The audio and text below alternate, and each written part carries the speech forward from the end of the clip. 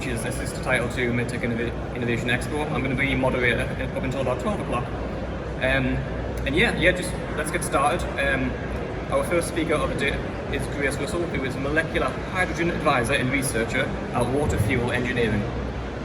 Grace will be speaking about oxygen hydrogen gas, novel and sustainable treatment for COVID-19 and other respiratory diseases. So very topical. If we could just give a warm welcome to Grace, please.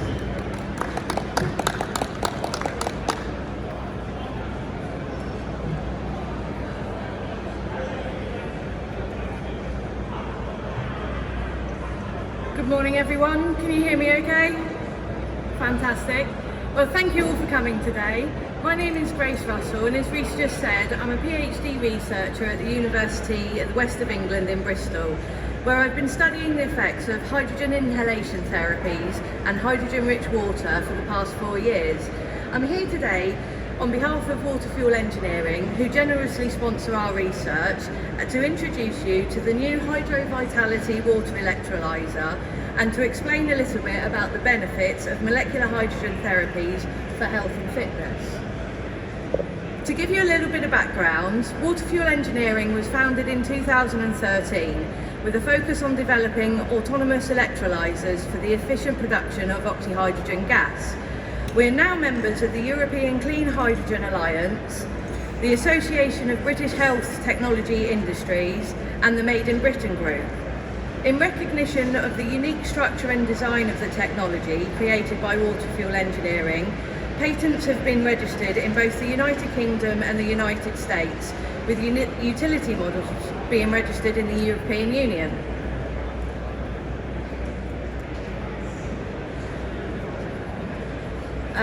The electrolysis of water is a process first discovered to produce hydrogen and oxygen in equal quantities by Yul Brown, a prolific Bulgarian scientist and inventor. And in 1970, he made the first patent for water electrolysis machines. The actual process of water electrolysis involves a low voltage current being passed through water that produces molecular hydrogen at the cathode and molecular oxygen at the anode. These gases are then liberated into the headspace above the waterline, where they can be inhaled through a nasal cannula, for example, or with the use of a diffusion stone, hydrogen can be dissolved into liquids for consumption. This provides a non-invasive and easily accessible means of treatment. Our Hydro Vitality device can produce 1 litre a minute for inhalation purposes, and within hydrogen-rich water, a concentration of 0.6 milligrams per milliliter. So, what is molecular hydrogen? Here at the top we have the hydrogen atom, sometimes known as active hydrogen, and just below we have the H2 molecular hydrogen molecule. It is a low molecular weight, non-toxic, non-polar and uncharged diatomic gas. These properties actually allow the gaseous molecule to penetrate through cellular membranes and those of the organelles within the cell, meaning that molecular hydrogen can reach the nucleus, the mitochondria, as well as be active in the cytosol.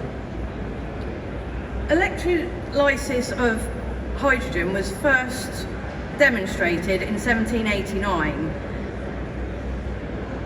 and can be used to complete the combustion of fossil fuels, as well as be used for inhalation therapies. The added benefits of inhalation therapies are that it is a non-invasive delivery mechanism, so it's non-painful, and it can be both used at home, at the office, or in hospitals. It is natural and sustainable, just using water as the base. Hydrogen itself has anti-apoptotic, anti-inflammatory and antioxidant properties. And the other benefits is it can, as I said earlier, it can pass through into the mitochondria, where it helps to alleviate reactive oxygen species stress. and into the mitochondria, where it can stop damage occurring to the DNA.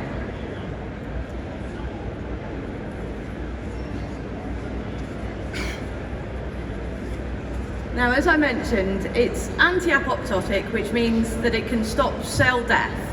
It does this in lots of different ways, but the two primary ways of doing this are through reducing reactive oxygen species that go hand in hand with excessive inflammation. Inflammation is typified by redness, swelling, heat, pain, and loss of function. This can be both at the cellular level and at the organ and somatic level. It's usually used as a protective response. However, when going uncontrolled, it can cause a lot of problems. For example, we experience acute inflammation during infection or injury. This is usually short-lasting, but can still be very painful. Chronic inflammation, however, is low-grade, protracted, and can underpin numerous diseases and lifestyle-related conditions, such as the ones shown here. So molecular hydrogen has been demonstrated to reduce cardiac stress during exercise, can improve ventilation during illness and in exercise. It is protective for the kidneys. It can reduce fat deposition in the liver and cardiovascular system. It can aid digestion and help to prevent diseases like irritable bowel syndrome and irritable bowel disease. There are studies as well, recent studies, that show it can reduce the size of tumour growth. It's particularly in the lung parenchyma. It can also act as a neuroprotective by reducing the effect of reactive oxygen species, which is synonymous with the pathological progression of many of the diseases here. And interestingly, there are a lot of studies coming out of Eastern Europe at the moment that show that molecular hydrogen therapies can aid with exercise training. So, on to the research. Where are we with the clinical trial stages? There are approximately 30 clinical trials that have been completed at the moment. A lot of them are coming out of East Asia, but many, again, as I said, are now starting to appear from America and Europe. For clinical trials for hydrogen inhalation therapy solely, they have been noted to reduce the biomarkers of aging, reduce squamous cell carcinoma, lung carcinoma, and others.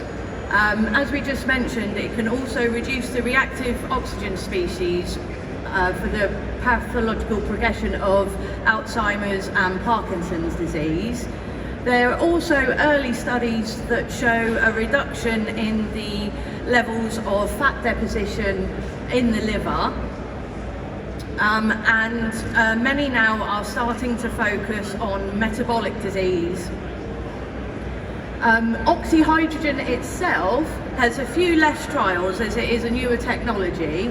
However, the promising information has been shown for conditions such as asthma, chronic obstructive pulmonary disease, lung cell carcinoma, and more recently there's been a fantastic trial that, done in China that has shown hydrogen inhalation therapies to be therapeutic for COVID-19 and other respiratory diseases.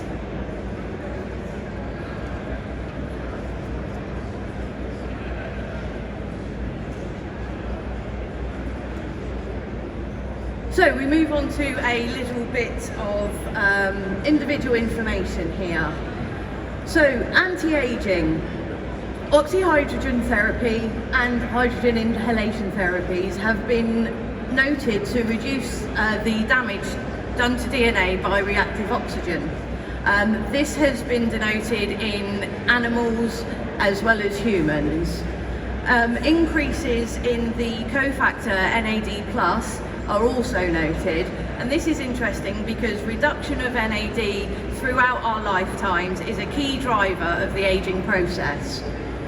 In addition to this, the antioxidant qualities, we see upregulation of enzymes and proteins that include NRF2, which is a nuclear factor that is known to upregulate the antioxidant response element, which then generates all of our endogenous antioxidants such as superoxide dismutase, catalase and glutathione.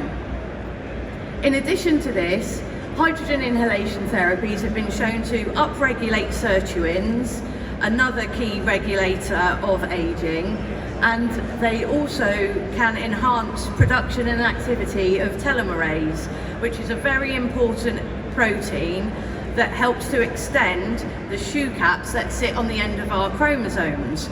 This protects DNA from damage, so when telomerase is reduced as we age, so increasing DNA damage occurs. The effect of having all of these upregulated means that we can age in a healthier way than we do currently.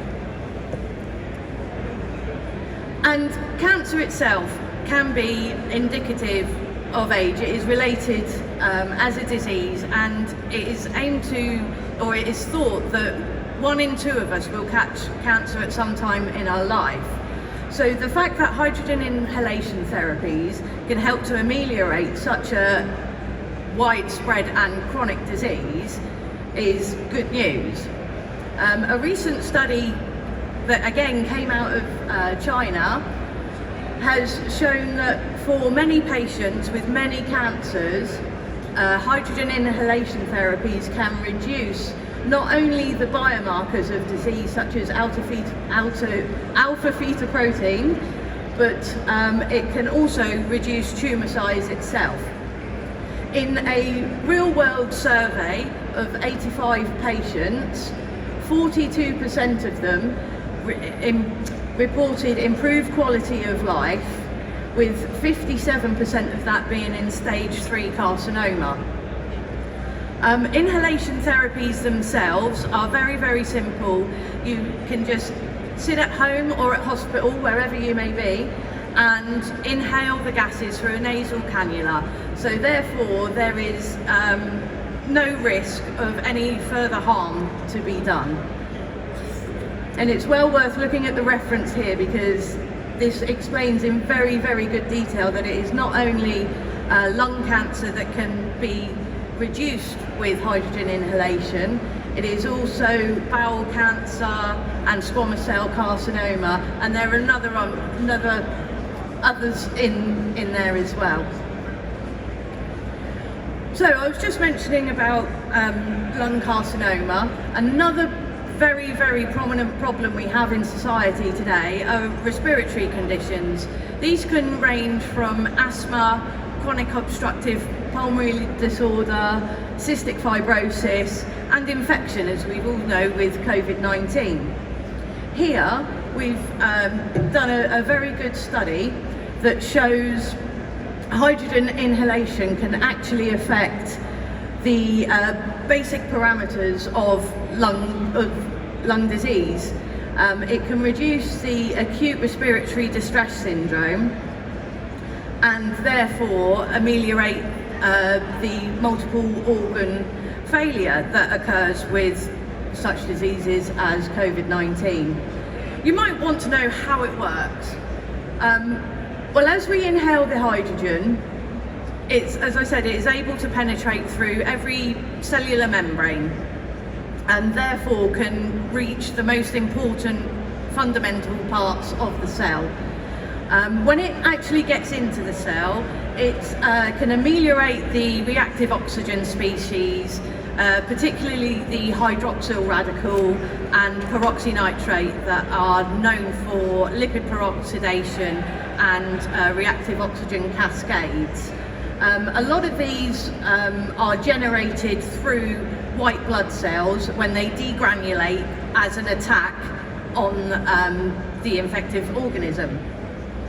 By reducing the reactive oxygen in our bodies, we also able to reduce inflammation. And it is inflammation that is key in many respiratory disorders.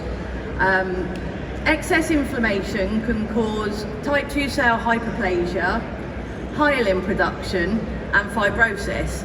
And by stopping this process downstream, we're able to make the health of the individual a lot better than it would be either with drugs or without treatment.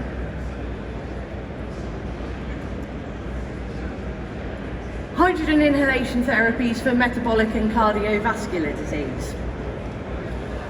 Diabetes, metabolic disease and lifestyle related conditions are another key driving factor to illness in society today. Here again, hydrogen is able to reduce the stress put on the mitochondria by dysfunctional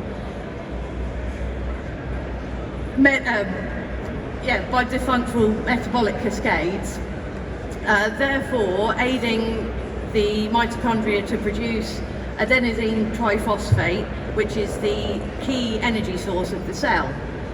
And furthermore, when it comes to cardiovascular disease and lipid deposition, again, inflammation here is a key driver, but also hydrogen has itself been shown to be able to reduce the deposition that has already been put into our vascular system.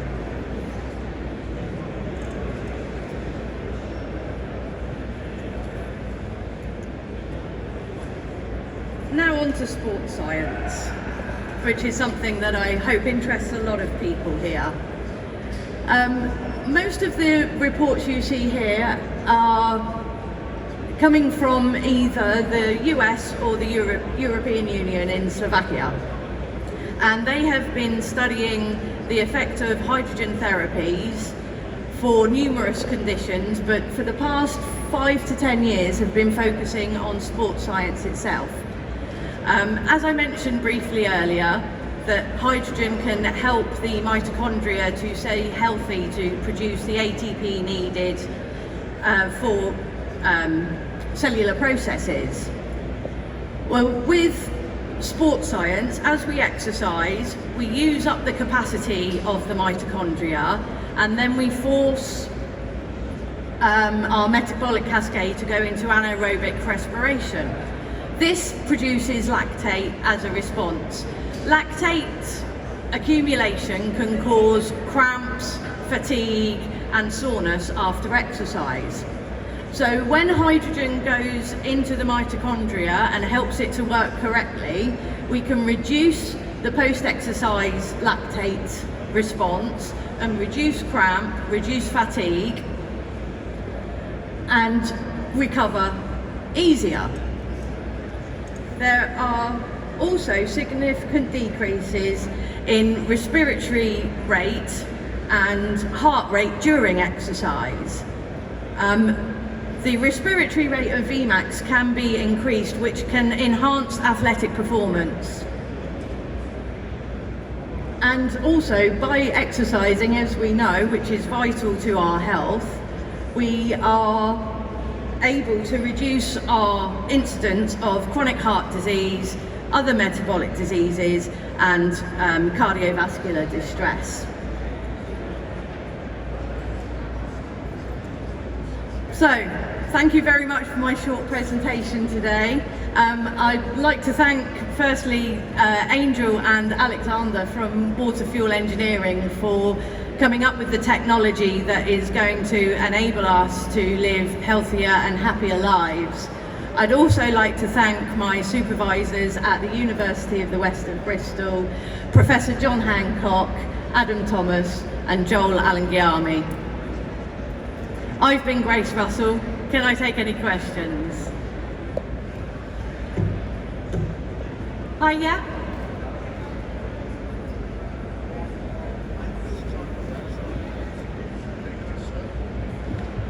My question here is actually to do with the word itself that says water fuel. So in cyber security, is there anything specifically that you would like people like sitting in here to be aware of as it relates to this very topic that you've just finished about the water fuel and how it actually goes with the cyber security, please? Okay, I'm not sure that the water fuel engineering has very much to do with cyber security. It's more about delivering an available health product that can be widely available, whether that be for use at home, in hospitals, or even in remote areas and crisis points. Obviously through climate change there is a lot of people experiencing a lot of problems, and traditional medicine may not be readily available for them. So having a unique and portable design of technology that runs off electricity and water, then it is able to get into such crisis zones and help widespread Western, Eastern and developing countries. Well, from what you've just said, that you don't think it has to do with the cybersecurity. To be honest with you, in many areas of profession, which is instrumentation engineering, I can tell you pretty good, and I wish maybe your professor is also available here. If you say you don't think, there's no harm about that, but to be honest with you, it does a lot. Anything to do with the water, everybody will say that in the days that we live now, we all know that our body actually functions with the mechanical, electrical, and electronics kind of variables. So that's the reason why I raised that very question, thinking that there might be something that you might be able to say that people that are in the cybersecurity should be aware of. But that's okay if you ain't got no answer for this, okay? No, thank you very much.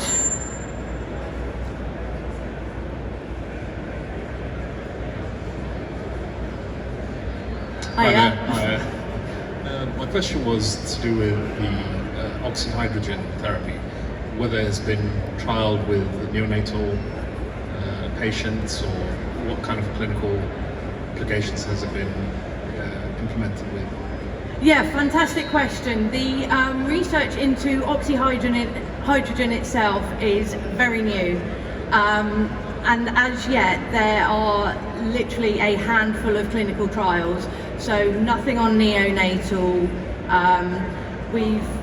The community has been looking at older patients with chronic disease for the most part.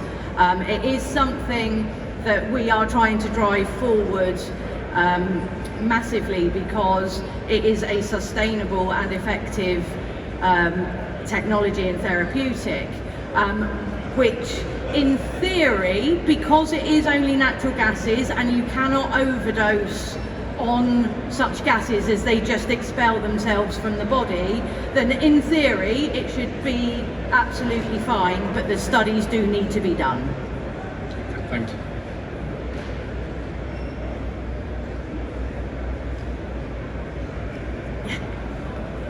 Okay, well, thank you all for listening to me. Come and see me on the Water Fuel Engineering stand in A row if you have any questions at all. I'll be more than happy to help. Thank you.